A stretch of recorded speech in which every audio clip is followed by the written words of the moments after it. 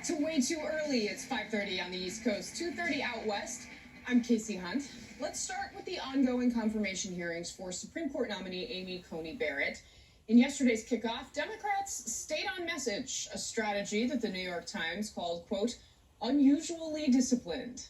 They defended the Affordable Care Act by asking the public to call their senators and urge them to vote against Barrett, whom they consider to be a threat to the law. But Republicans also stayed on point and even seemed to make a preemptive attack, trying to frame Democrats as attacking Judge Barrett's religion, even though no Democrat raised the issue yesterday at all.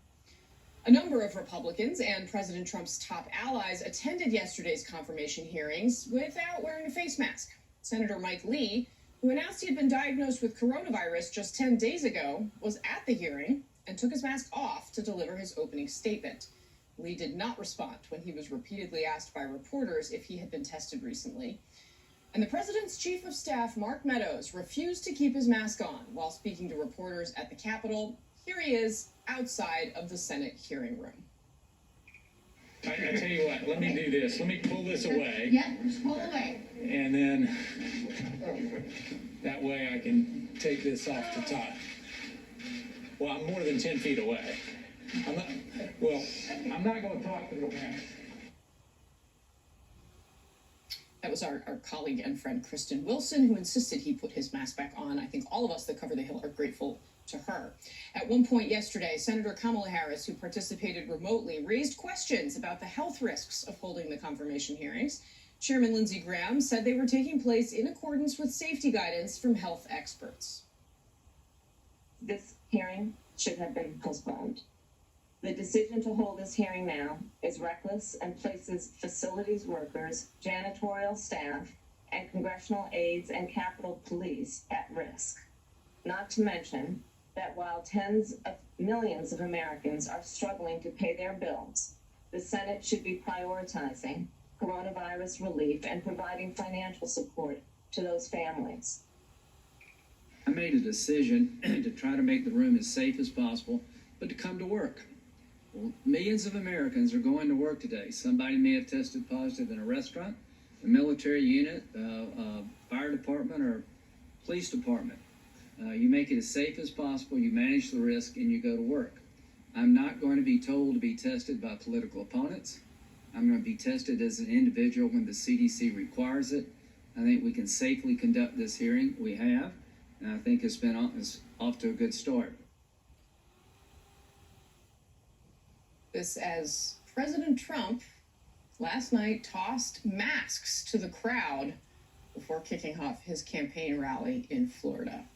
Joining us now, attorney and former GOP staffer on the Senate Judiciary Committee, Greg Nunziata. Greg, good morning. It's great to see you.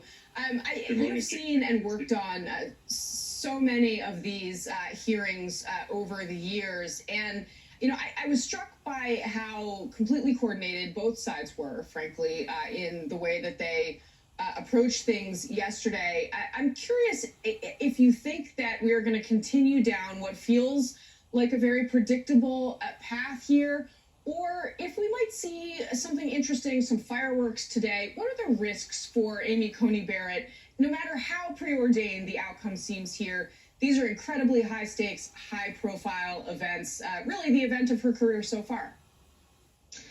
Yeah, well, you're right, Casey. The first day of the hearing was unusually disciplined. The first day is always the most scripted, and both parties stuck to their script more devotedly than usual. Sometimes they seemed like different scripts for different movies. They were trying to do very different things. Today's the first day that the judge gets to answer questions. And you're right that it looks like she's on her way to swift confirmation, but hearings are unscripted from here on out, and she will need to demonstrate poise, mastery of the law, and ability to put some of her writings in context.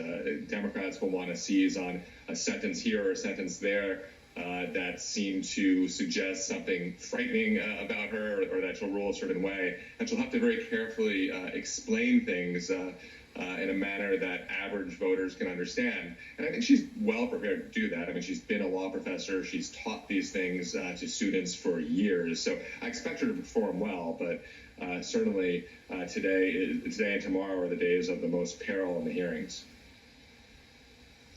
It seems like Democrats have essentially made the calculation, Greg, and I think this is probably true of Republicans as well, that they don't want to mess anything up. And for Republicans, that's obviously getting this nominee onto the court before the election, and any potential political changes, shall we say, could upset the possibility she could be seated. But for Democrats, it also seems, let's not mess this up for Joe Biden, our Democratic nominee, when he seems to be so far ahead of in the polls. Let's keep this focused on health care. Is that the sense you get as well, that they are trying to focus on the November election messaging? And do you think it's working? Yeah, it's fascinating. I mean, we saw, if you remember in the Kavanaugh hearings, on the first day, Democrats tried to disrupt it. They tried procedural moves to delay the consideration of the hearing. And there was talk about that for this process over the last several weeks. And we saw none of that yesterday. And it really appears from the way they're conducting themselves and from the way they've spoken to reporters that Democrats have decided that they can't stop this confirmation, and that they're not going to try, and that they don't want to look obstructive. And they don't want to take the conversation away from themes they think are helping Joe Biden, particularly healthcare. So you see them here with these placards up of faces of patients. I mean, it's a very kind of political performance. It's almost like an Affordable Care Act rally rather than a confirmation hearing on the Democratic side of the aisle. And it's probably smart politics, but I think it's going to fall fairly thin over the next couple of days when Judge Barrett is asked to answer questions about the Affordable Care Act. Despite what some Democrats have said, their hand is not as strong as it sounds here. I think most legal scholars doubt that she would vote to strike down the Affordable Care Act in the case that's coming before her if she's confirmed this year. All right, I guess we will likely find out the answer to that question because, as we've been talking about, she is likely to land on the bench. Greg Nunziata, thank you so much for getting up early with us, my friend. I really appreciate your time. We have been reporting on the president's claim that after recovering from coronavirus, he's now immune. If you want to sound smart today and be smart, tell your friends that the U.S. just confirmed its case of reinfection. A new study shows a 25-year-old Nevada man was infected on 2 separate occasions by 2 different strains of the virus. According to the study, he tested positive in April and a second time in June, with 2 negative tests in between. Researchers question any claims of immunity, saying the possibility of reinfection is unknown. Great. Still ahead, with thousands of planes sitting idle amid the pandemic, one airline is still offering the in-flight dining experience from the ground. That's next in The Cooler. Way too early. Back in just a moment.